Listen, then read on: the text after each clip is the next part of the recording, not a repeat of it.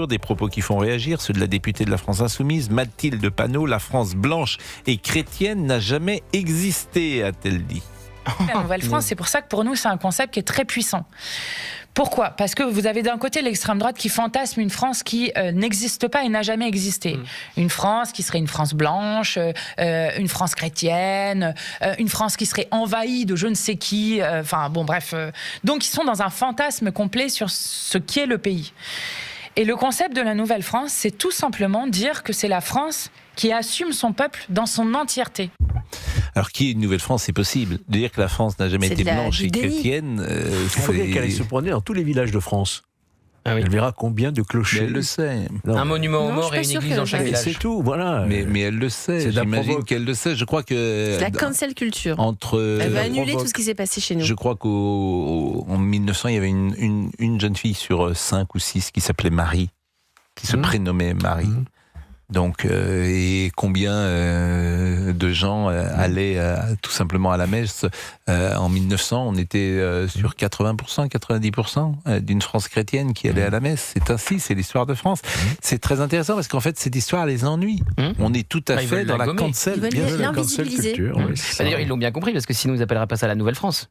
Exactement. Ils appellent ça la Nouvelle-France. Ils Donc c'est appellent bien ça la France. qu'il y a une ancienne France dans leur concept et dans leur point de vue. Mais en fait, c'est un discours de guerre civile. Bah complètement. C'est un discours de guerre civile, c'est-à-dire c'est de gommer, on pourrait se révolter en entendant ça. C'est-à-dire que l'ancien peuple, le peuple qui est là depuis des années et des centaines d'années, des milliers d'années, en tout cas des centaines, on va dire, des milliers, on va peut-être pas dire des milliers, mais des centaines. Moi je dis des milliers. Hein. Et vous remontez jusqu'à quand alors ? Je remonte à moins 10 000 à UKP. Oui, c'est ça, la naissance. Il y a 900 ans. Mais Clovis, je veux dire. Oui, donc c'est pas des milliers d'années. Ça fait quand même combien alors ça fait 1500 ans. Ça fait presque 2000 ans. Oui.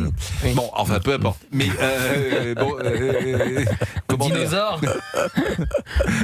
Le peuple historique. Oui. Il a existé quand même, ce peuple historique. Il existe. Il existe toujours. Il y a une... Je dis parfois, la religion catholique est chez elle en France. Oui, elle est chez elle en France. Il y a des églises partout.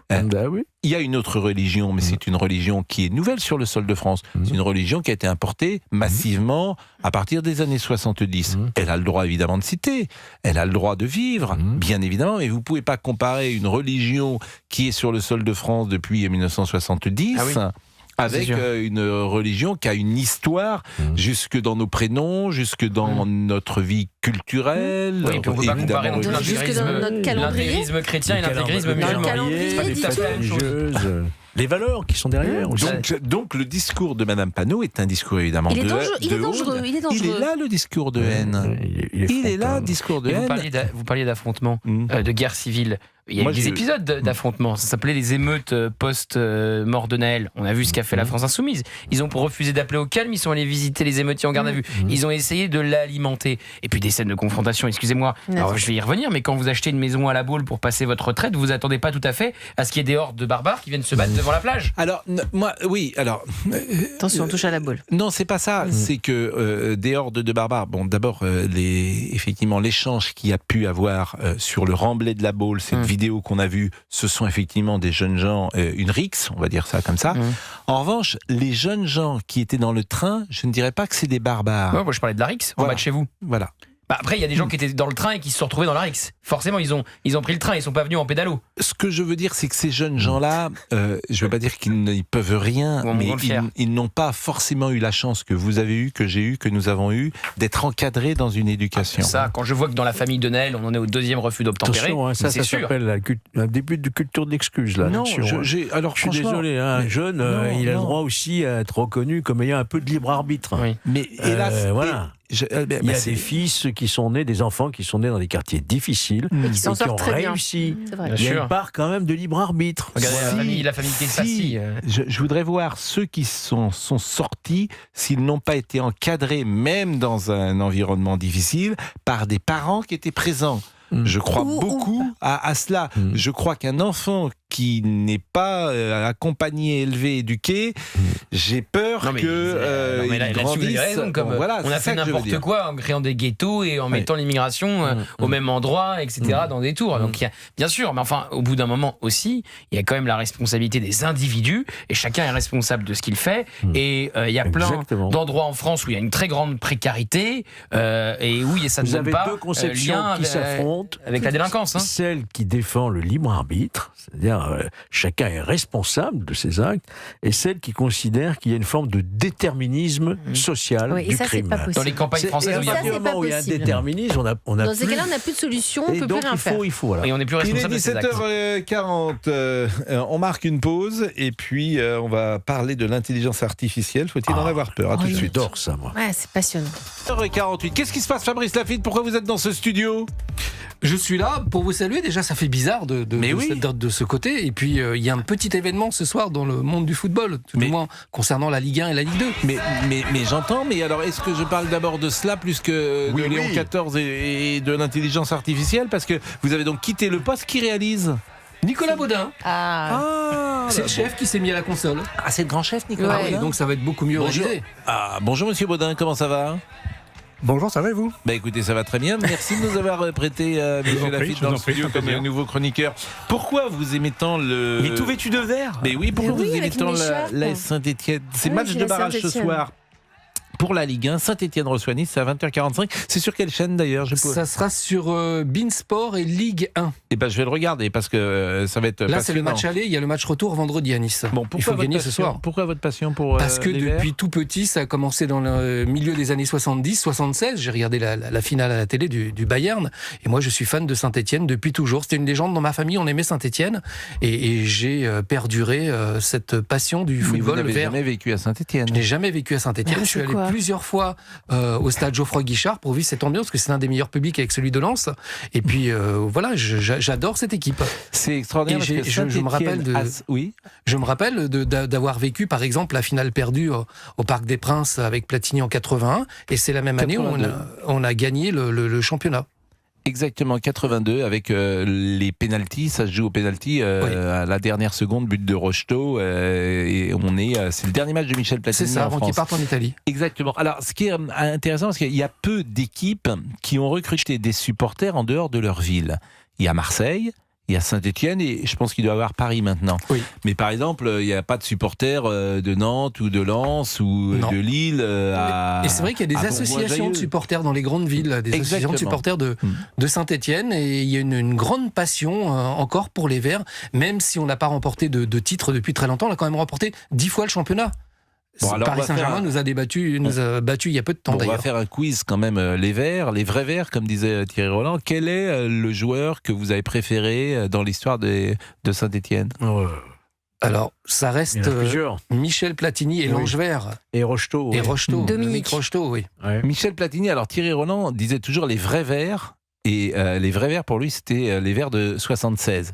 Et précisément, Michel Platini, il n'est pas dans cette équipe-là. Donc, il se moquait un peu de ces Verts post-Jean-Michel Larquet. Oui, les vrais Verts, une grande aventure européenne avec Michel Platini à l'époque. Ouais, les vrais Verts, c'est Piazza, Kurkovic, évidemment, Jean-Vion, Farison, Sinaïgel, Saramagna, les frères Révelli, etc. Donc, pour vous, c'est Michel Platini Michel Platini, bah oui, parce que moi, j'ai un peu moins connu cette génération. J'avais 6-7 ans. Ouais. Alors c'est vrai que les Verts, à l'époque, il y avait 2 ou 3 chaînes. Donc quand les Verts passaient, Saint-Étienne-Kiev, toute la France l'a vu. Bayern, Munich, Saint-Étienne. Vous vous souvenez qui marque le but du Bayern Munich face à Saint-Étienne? Meyer? Non, Meyer, c'était le gardien. C'était le gardien, oui. C'est le quiz Saint-Étienne. Qui marque le but? Il s'appelait Roth. Celui qui marque sur coup franc. Et l'arbitre de la rencontre s'appelait Monsieur Palotaille. Et alors, qui tire sur les poteaux carrés? C'est Pascal qui fait le quiz, en fait. Qui tire sur les poteaux carrés? D'abord Dominique Rocheteau. Jacques Santini. Non. Et Rocheteau entrera en fin de match. Santini et Santini. Il était blessé, Rocheteau d'ailleurs. Il rentre en fin de match. Santini et je crois c'est Battenet. Santini et Battenet à vérifier. Les poteaux carrés. Santini, je crois, le Battenet peut-être. Bon, en tout cas, la légende verte, tout le monde se souvient les Champs-Élysées. C'était le lendemain. Oui. Et puis tout le monde se souvient de la chanson, surtout de Monty, qui est formidable. Plus fort, évidemment, c'est les Verts. On en a beaucoup parlé cette année parce que c'est le cinquantenaire. Ça serait pas mal pour le cinquantenaire que Saint-Étienne remonte. Exactement, ça va pas être facile. Est-ce que Saint-Étienne est favori face à Nice ? On peut être favori parce qu'en plus pour le match retour qui a lieu à Nice vendredi, la FIFA demande à ce que les joueurs soient libérés la veille pour la préparation de la Coupe du Monde. Donc Saint-Étienne perd un joueur international et Nice en perd 6. 6 titulaires qui vont devoir partir à la Coupe du Monde, donc ça nous avantage. Il faut gagner ce soir quand même au match aller, c'est à Geoffroy-Guichard. Il y a une super ambiance, je ne sais pas si vous êtes déjà allé dans les tribunes lors des matchs. Quand Saint-Étienne marque un but, il y a ce qu'on appelle la descente du COP. Tous les supporters, qui sont d'ailleurs très souvent torse nu, descendent jusqu'en bas pour féliciter les joueurs près du grillage. C'est le chaudron. C'est vrai que j'ai davantage vu les matchs en tribune de presse et il n'y avait pas ce petit va-et-vient. Mais il faut voir ça une fois dans sa vie au moins. Aller voir un match à Geoffroy-Guichard. Ça donne envie. Écoutez, on pensera à vous ce soir, Fabrice Merci, Lafitte. Et puis c'est l'occasion de vous remercier d'être avec nous. Merci de votre confiance, Pascal, aussi. Depuis 3 saisons. Ça va être la 3e. On entamera l'année prochaine la 4e. On était d'abord le matin, vous êtes avec Christine Kelly désormais. Aussi entre 11h30 et 13h. Exactement, vous êtes avec nous le soir, vous n'avez pas manqué une émission de l'année. Donc, une seule. Une seule. Eh bien, Monsieur Baudin, il y a une petite prime. Monsieur Baudin, c'est vous qui donnez les primes, Monsieur Baudin ? C'est à négocier sévèrement avec la direction, mais... Oui, mais pas très enthousiaste, monsieur Baudin. Non, mais il est super. J'ai déjà toute sa reconnaissance. Il n'est pas très enthousiaste. Non, mais c'est un plaisir de travailler ensemble. Merci. Quand on travaille tous les jours ensemble, c'est plutôt bien si les gens s'apprécient et s'aiment bien. Oui. C'est dur de travailler dans un échange conflictuel. Bon, on a quelques difficultés avec un élément autour de la table, mais à part lui, tout va bien. Non, mais c'est important de... Je sais pas qui il vise là, c'est pour ça que... En ce moment, c'est plus compliqué avec toi qu'avec moi. Oui, c'est vrai. Non, vous trouvez que c'est compliqué pas du tout. Non. Vous dites ça, je sais pas. Vous divisez pour mieux régner. Non, allez, stop, ça va recommencer. Entre Olivier et moi, c'est l'amitié. Et vous avez voulu mettre l'amitié. Je le récupère tous les soirs au téléphone. Oh, c'est pas vrai. Arrête, il va y croire. Il va y croire. Non, mais quand il rentre à la maison, croyez-moi, il est très bien. Quand il dort avec sa grand-mère. Laissons sa grand-mère de côté. Il nous reste quelques minutes pour parler de quoi ? Pour parler de l'intelligence artificielle, peut-être. Oui. Yanis est avec nous au Standard d'Europe 1. Bonjour Yanis. Le pape veut désarmer l'intelligence artificielle. Comment vous décodez, décryptez cette injonction du pape Léon XIV ? J'ai pu regarder ce qu'il a dit. Au final, je pensais qu'il était contre, mais au final, il a plutôt un langage d'accompagnement. Moi, je peux comprendre qu'on soit enthousiaste pour l'intelligence artificielle ou en avoir peur. Ce que je comprends plus et ce qu'il ne faut plus être, c'est être réticent. L'intelligence artificielle va arriver quoi qu'il arrive. Elle est déjà là. C'est tout, oui, elle est déjà là, mais elle va s'influer, ça va être encore plus exponentiel dans les années à venir. En fait, on est à une évolution technologique qui, je comprends que c'est pas comparable avec Internet ou alors l'industrialisation parce que ça va changer complètement le mode de vie des gens. Mais ça reste une évolution technologique et il y a une règle dans l'histoire de l'humanité, c'est que dès qu'une innovation technologique donne un avantage compétitif à un individu ou à une nation, il va s'imposer quoi qu'il arrive. Non, mais ça, c'est obligatoire. Je suis d'accord avec vous, mais on a le sentiment avec l'intelligence artificielle qu'on est face à une révolution nouvelle qui va bien au-delà des révolutions industrielles. Et disruptives. Exactement. C'est-à-dire que c'est pas simplement la voiture qui va remplacer le maréchal Ferrand. C'est peut-être qu'on sera amené à ne plus travailler parce qu'à la place, les tâches seront effectuées par quelqu'un qui les fera mieux que nous et moins cher que nous. Il y aura d'autres métiers. Il y aura d'autres métiers. Je comprends, mais c'est justement, il y a une telle ampleur, il y a tellement un changement énorme qui va se passer que la seule chose à faire maintenant, c'est vraiment de comprendre que ça va arriver.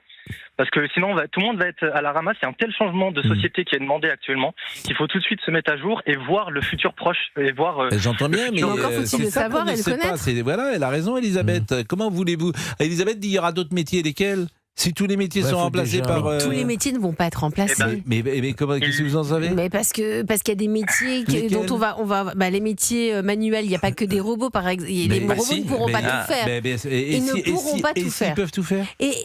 Mais ils ne pourront pas tout faire. On aura toujours besoin de l'intuition et de Mais qu'est-ce que vous en savez? J'ai envie d'y croire. Non. Voilà. Moi, je suis comme vous, j'ai envie d'y croire. Mais si vous avez un robot qui est coiffeur et qui coiffe mieux que n'importe quel coiffeur. Et alors, où est le problème? Eh ben, j'inventerai autre chose. On fera autre chose.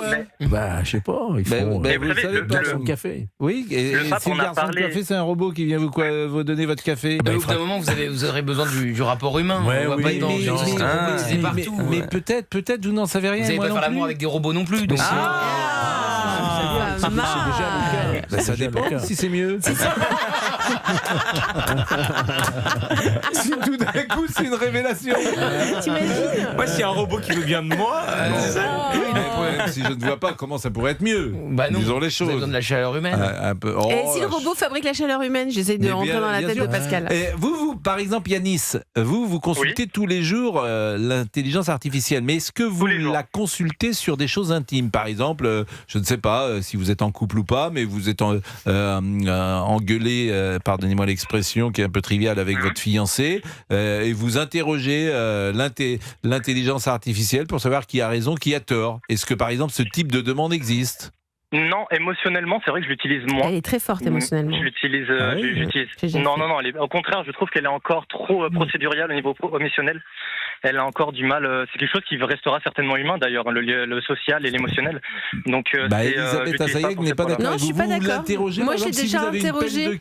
Moi, je l'ai déjà interrogé pour essayer de comprendre des situations un peu compliquées, notamment avec mes enfants, etc. Et je lui donne le brief. Je lui ai donné le brief, j'ai testé.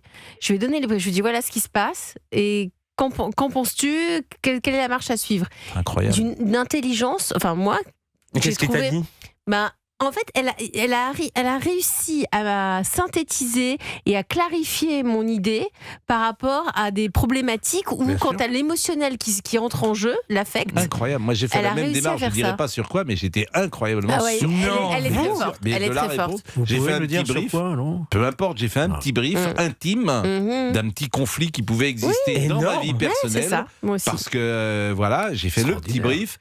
J'ai même lu le petit brief après. Et je la trouve meilleure d'ailleurs. Incroyable. Vous avez lu le petit brief? J'ai lu la réponse. La réponse, ouais. J'ai lu la réponse. Et j'ai pu partager la réponse avec la personne concernée. Avec la personne concernée. Et je la trouve meilleure d'ailleurs sur le plan intime que sur le plan professionnel. Sur le plan professionnel, je l'utilise pas du tout sur le plan professionnel. Je vous assure, j'étais sûr. Moi aussi, pareil.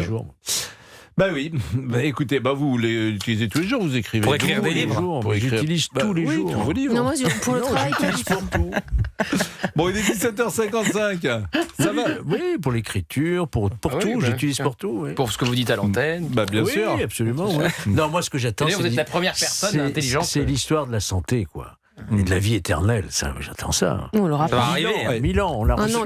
Laurent Alexandre, 1000 ans. Immortel plus qu'éternel. Ah oui, c'est différent. Tu veux être immortel, toi? Ah oui. Non. L'éternité n'a pas de début, n'a pas de fin. Alors que l'immortalité a un début, mais n'a pas de fin. Putain, cette émission est immortelle, par exemple, puisqu'elle a un début. Et non, c'est de la mémoire. Mais cette émission est immortelle puisqu'elle a un début, elle n'a pas de fin. Et là, c'est la fin maintenant. D'accord. Donc, on va remercier tous les amis. Merci beaucoup, Yanis.